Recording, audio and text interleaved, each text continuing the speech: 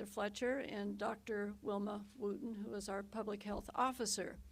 Well, it was back in October that Supervisor Fletcher and I pointed out that the nation was in the middle of a growing health crisis. The county was seeing a sharp increase in the sudden outbreak in vaping-related lung illnesses. So at that time, we called for a crackdown on the sale and the distribution of flavored tobacco and the e-cigarette devices. Since then, the crisis has even gotten worse. And according to the United States Centers for Disease Control and Prevention, there have been at least 55 confirmed deaths associated with e-cigarette use and about 2,500 hospitalizations. So far, fortunately, none of these deaths have been in San Diego County, but the number of local hospitalizations have actually grown. Not a lot, but they've grown. As of last month, there has been 41 people who have ended up in local hospitals due to vaping-related illnesses. Not all of the details on the cases can be released because of privacy issues, but there are 43 local victims that have ranged in age from 17 to 70 years old, and just over half of those are male. So now, as we stand here today, a few months after we initially announced this, it's even more critical that the Board of Supervisors take action. The White House, incidentally, recently announced some restriction on vaping, but in my opinion, they don't go far enough. On Tuesday, this next week, the Board of Supervisors will be asked to give the final okay to the measures aimed at addressing the health crisis on the local level. And we'll be urging the board to impose a ban on the sale and distribution of flavored tobacco products and at least a one-year moratorium on the sale of these e-cigarette devices. This would only apply to the unincorporated area because that is our jurisdiction. Supervisor Fletcher in a moment is going to talk more about these proposals in a lot more detail. In our opinion, these are common sense steps to take. We have and we're facing a public health crisis in the use of flavored tobacco and these e-cigarette devices. Here's what we're dealing with. We're still waiting for more information, more details, more evidence on the devastating effects and exactly what is causing the illnesses. And if you want to ask Dr. Wooten, she can address this issue in a little more detail. But doing nothing at this point is not an option. We must take action because it is a public health issue. Teenagers and young adults have been the hardest hit. There have been reports across the nation that kids have been put on life support just due to the lung damage that's being caused. Some have died. Just imagine being a parent and having to deal with the loss of a child just because of what we're here talking about today. I used to be a public school teacher, and to me, I saw a lot of kids, a lot of troubled kids, but it's deeply painful to me to know that there are vaping manufacturers out there that are preying on kids for profit, pure and simple. And children should not be anywhere near these products.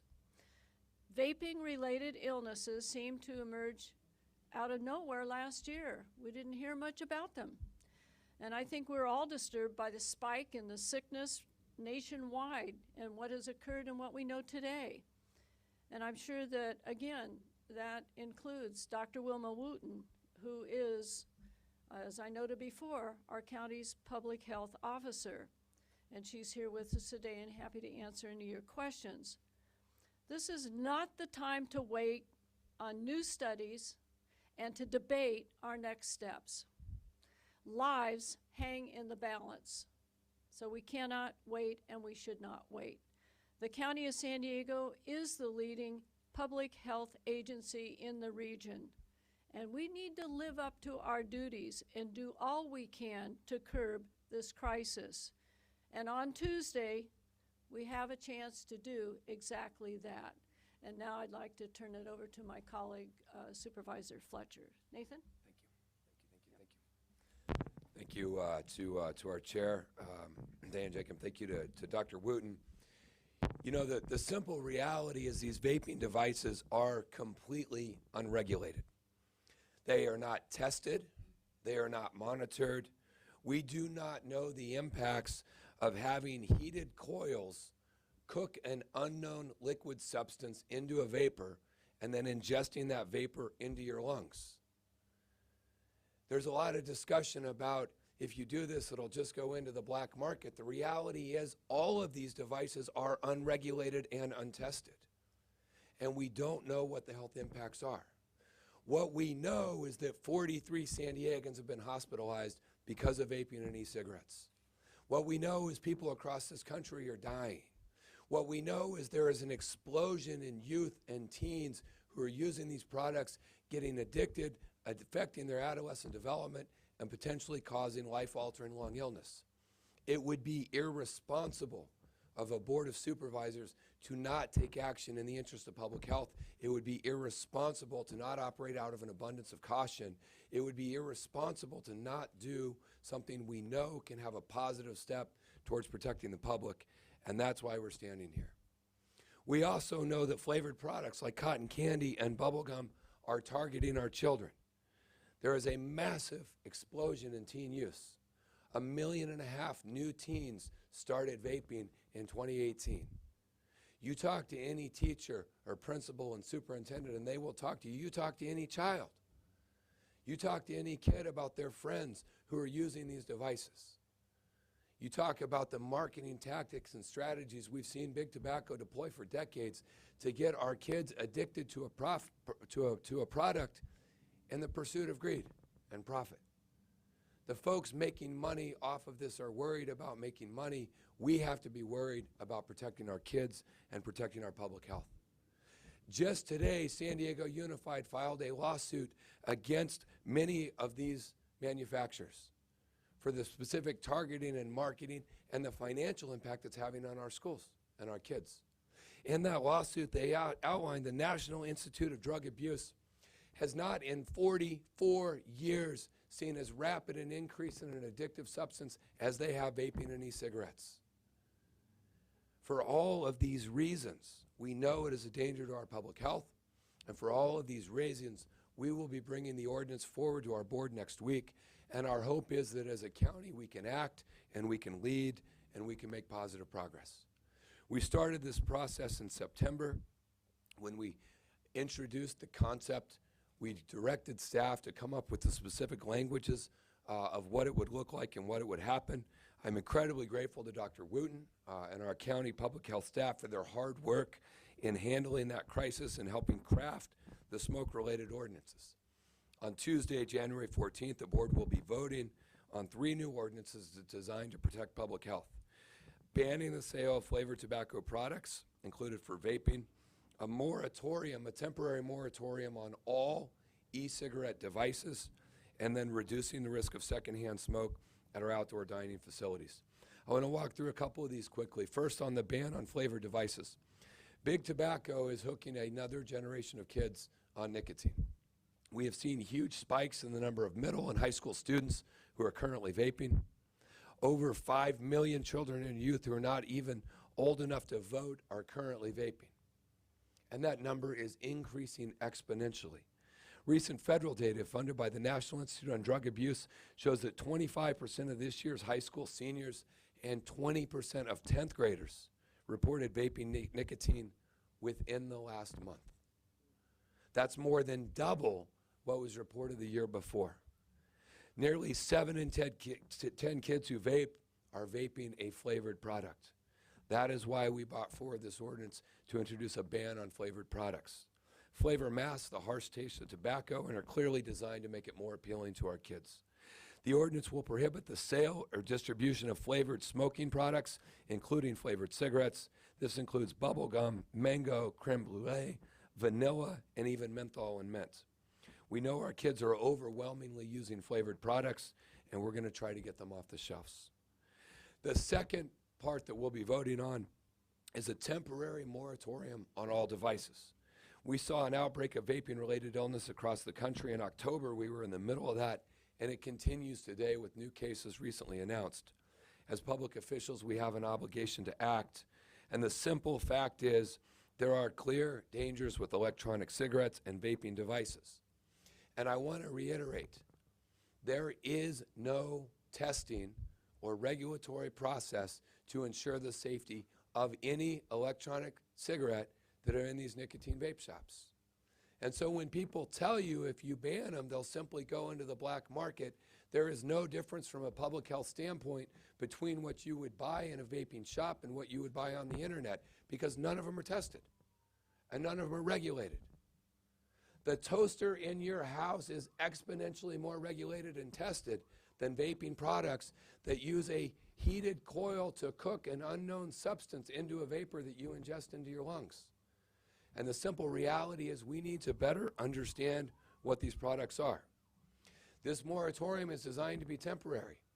If the FDA comes out and says that these products are safe for retail consumption, then our moratorium will be lifted. If the CDC comes out and says these products are safe or within an acceptable danger range, then our moratorium would be lifted. But the CDC website today continues to encourage people to refrain from all use of electronic cigarettes and vaping devices. Now, to be clear, none of these changes apply to certified tobacco cessation products. Any product that has been approved by the FDA as a nicotine cessation product will not be covered by this product. So if these vaping devices really are nicotine cessation products, then go to the FDA and get approval to use them as such, just like every other nicotine cessation product does. The FDA also is going to begin to take applications from these folks in May. If the FDA comes up with a plan, then our moratorium will be lifted. CDC does it, our moratorium will be lifted. But until such time as that happens, we must act out of an abundance of caution. And then the third thing we're voting on relates to smoke-free outdoor dining. According to CDC, secondhand smoke causes 41,000 preventable deaths each year in non-smoking individuals. That represents 41,000 too many deaths. 34,000 of these deaths are from heart disease, 7,000 are from lung cancer each and every year. This proposed section of the ordinance would restrict smoking at outdoor dining areas in the unincorporated areas of the county. The policy change reduces secondhand smoke exposure for restaurant patrons as well as our service workers who work there. San Diego County residents should be able to enjoy food and drink outside without the interference of secondhand smoke. This is the first of two hearings on these ordinances. If approved, they will become effective and fully enforceable on July 1st of 2020. We are providing a grace period so that we can do the proper education and awareness and informing folks of it. In addition to these hearings, this ordinance will return for a second reading on the 28th. But in addition to that, our Health and Human Service Agency is developing a tobacco retail licensing program. This will be the mechanism by which we will enforce compliance with these ordinances. The tobacco retail licensing program will also ensure that shops are not selling to minors, and all retail entities are complying with other state and local laws. We expect to review the tobacco retail licensing sometime this spring before the enforcement date of these ordinances, which will take place July 1st. I'll close by saying we are not in this fight alone. 55 California cities and counties have stepped forward to take action with similar measures. The Trump administration announced a big thing. They whittled it back to something much less. We are going to continue to push forward with what we believe is in the best interest of San Diego County. There's also statewide legislation being considered in Sacramento that we will continue to monitor and continue to support. But let us be clear, these ordinances are only in effect in the unincorporated areas of San Diego County. I've had a number of mayors and city council members from other jurisdictions reach out with an interest in adopting it, and I would encourage all of the incorporated cities of San Diego County to consider what they might do to also protect their residents. As stewards of public health, the County of San Diego has a responsibility and an obligation to raise awareness and act in the interest of public health. And we are standing together today in a bipartisan fashion in a spirit designed to protect our children and our public health, and one that is designed to try and save lives and do all that we can to ensure that San Diego residents continue to have the opportunity to live well. Thank you. That concludes our press conference. Any questions? Yes, ma'am. How would you enforce the one-year moratorium on the vaping devices? Like we enforce anything else in the county. I mean, the sheriff would have the responsibility. I mean, the first step would be education, as the supervisor indicated, to get the word out that this is coming, providing that it passes, and to make sure that everybody that's in that business knows that it's coming, and hopefully that they will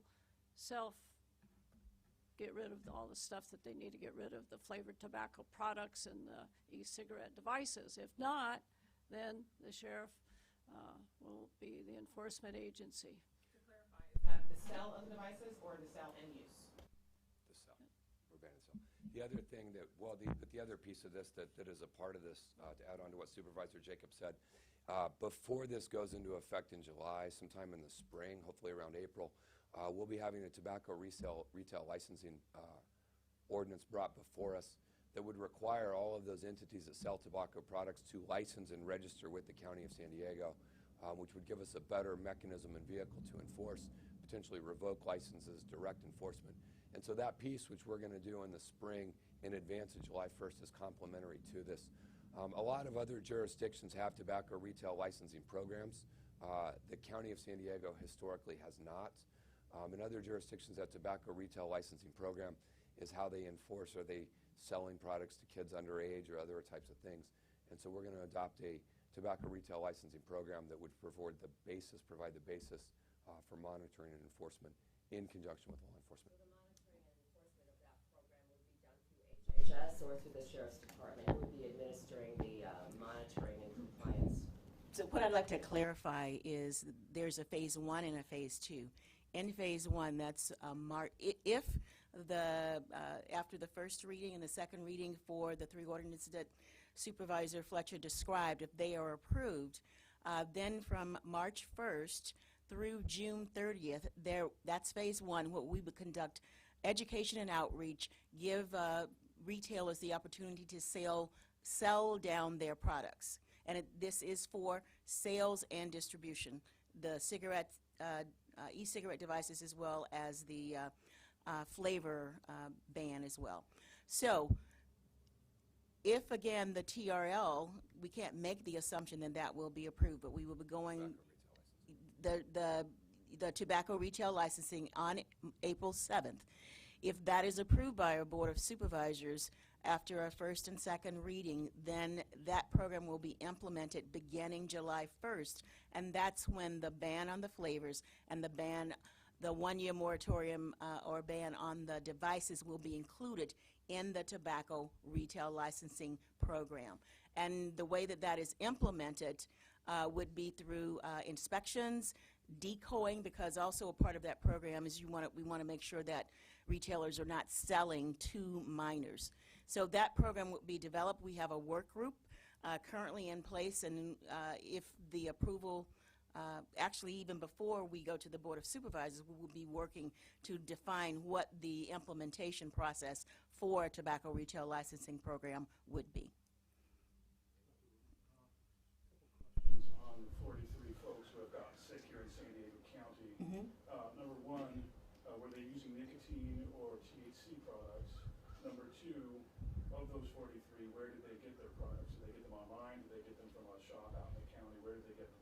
So of the 43 individuals that have been identified as having e-cigarette or vaping products associated lung injury, we were able to gather information from about close to 30 of those individuals. So we have not been able to gather information from all 43. But of the individuals that have been questioned by our epidemiology program, it's a vast array the products. Some have utilized products that is THC only, THC and CBD, THC, CBD, and nicotine.